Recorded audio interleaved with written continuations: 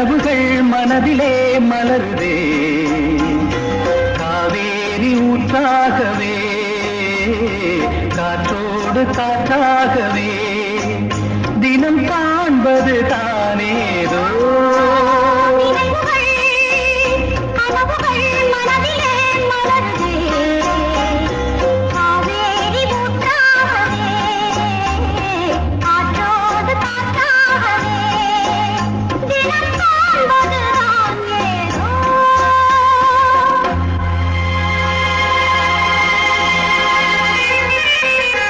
திண்டுக்கல் மாவட்டம் பேடசுந்தூர் பொதுமக்களுக்கு என்னவென்று சொன்னால், குடகனார் என்பது பல ஆண்டுகளாக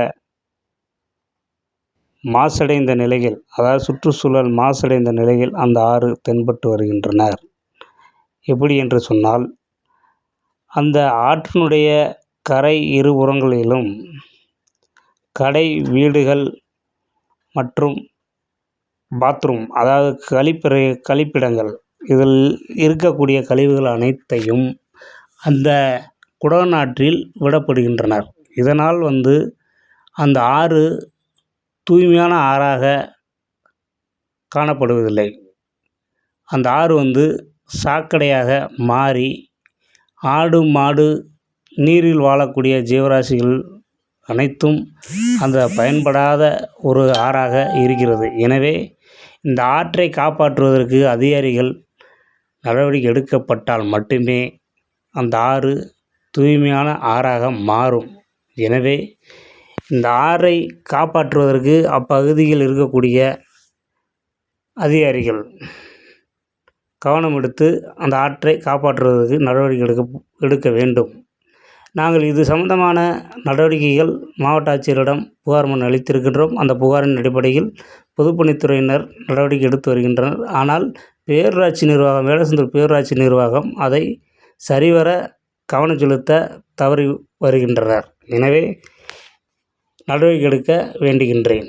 அதேபோல திண்டுக்கல் மாநகராட்சிக்கு உட்பட்ட, அதாவது மலைக்கோட்டைக்கு அருகில் உள்ள ஐயன்குளம், அந்த பகுதியில் அந்த குளமானது சுத்தமான மோசமான நிலையில் சுகாதாரமில்லாத குளமாக இருக்கிறது. எனவே இந்த குளத்தையும்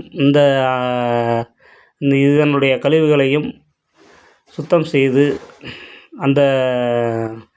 அதனுடைய நீர்நிலைகளை பாதுகாக்க அப்பகுதியில் இருக்கக்கூடிய, அதாவது மாநகராட்சியில் இருக்கக்கூடிய அதிகாரிகள் அதை கவனம் எடுத்து அந்த ஐயன்குளத்தையும் உள்ள நீர்நிலைகளை பாதுகாக்கின்ற வகையில் இதனுடைய கழிவுகளையும் இதனுடைய பாலித்தீன் குப்பை கூளங்களை அகற்றி தூய்மையான பகுதியாக மாற்ற வேண்டுகிறேன். நன்றியுடன் தமிழ்ச்செல்வன் செல்வராஜ். நீர்நிலைகள் பாதுகாப்பு தன்னார்வ குழு.